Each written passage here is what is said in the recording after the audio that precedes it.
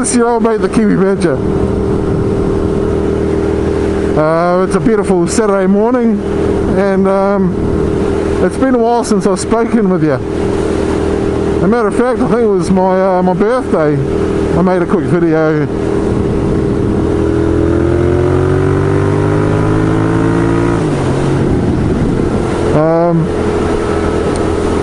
I've been a little busy. The weather's been a bit shitty, so I haven't been able to make a video. I actually tried to make a video yesterday, but it didn't record any sound, and I don't know if this is going to have any sound to it either. But yeah, so the weather's been bad, life's been happening, and myself and my partner, we've been trying to move forward with the next stage of our lives.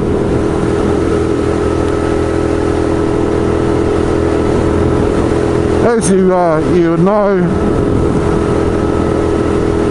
some time ago we bought a section, a plot of land together, and we were looking at moving a house onto that.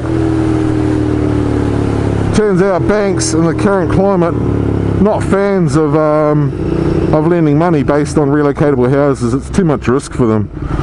So we've just bought a house. It just turns out to be easier. So it was a year.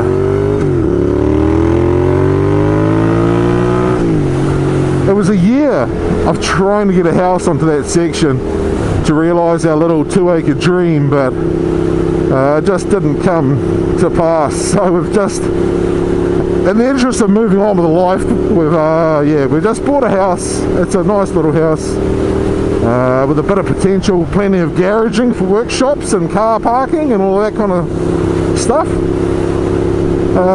So the good thing is that currently the place I'm renting, I've got half a garage. This place I've got a double garage and a single garage. The single garage will house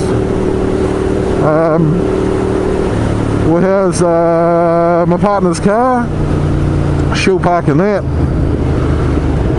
I'm going to turn half of the double garage into a sleep out to accommodate children, because there's a lot of them. We've got 6 between us, so yeah, we need some space. And the last bay of the garage will be for Manfred and an upcoming project.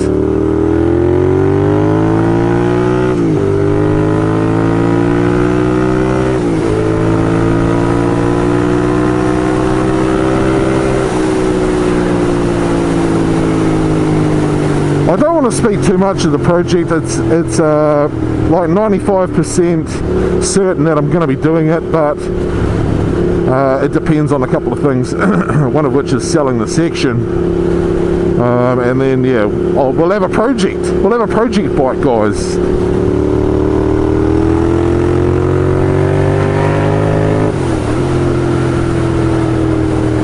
So that's coming up as well. That won't be happening until probably late July, the project. My partner and I are set to move it. We're set to take over the new house on the 19th of July. So if you want to give me a hand moving, greatly appreciate it. Thank you. No, just joking. Yellow car. Yeah, so that's happening. Yeah, so that's happening. That's happening.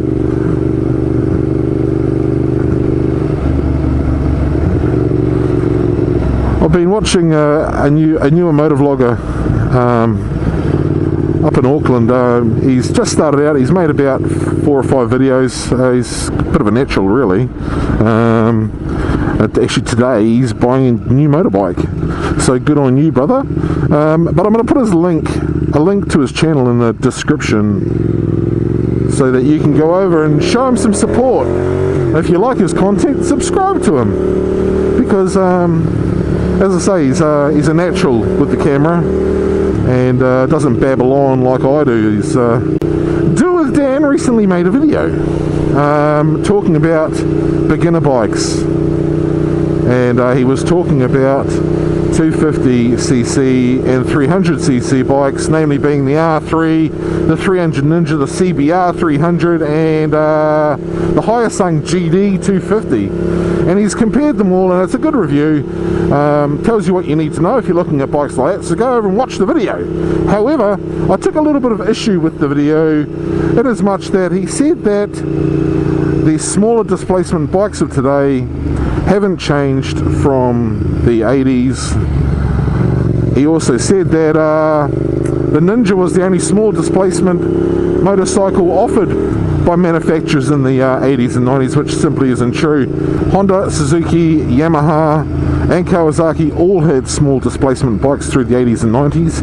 Not only did they do small displacement motorbikes, they were better than what they are today. And if I was to go and buy a second-hand small displacement motorcycle from the 80s and 90s, they would still thrash the living shit out of a modern 300cc. As a matter of fact, I would almost venture a guess that the 1985 to 95 CBR 250RR would even probably beat some modern 400cc bikes. I've spoken about learner bikes and bikes that I've owned in the past, and one bike I absolutely love and would like to buy one for nostalgia purposes is the Honda CBR 250R or the RR, the MC 19, 20, 21 and 22. Awesome bikes. You're talking about a bike that weighs about 360 kgs or 313 pounds, I think they were, dry. They were a inline 4-cylinder, as opposed to the bikes that today are inline or parallel twins, or even the CBR 300 is a single cylinder.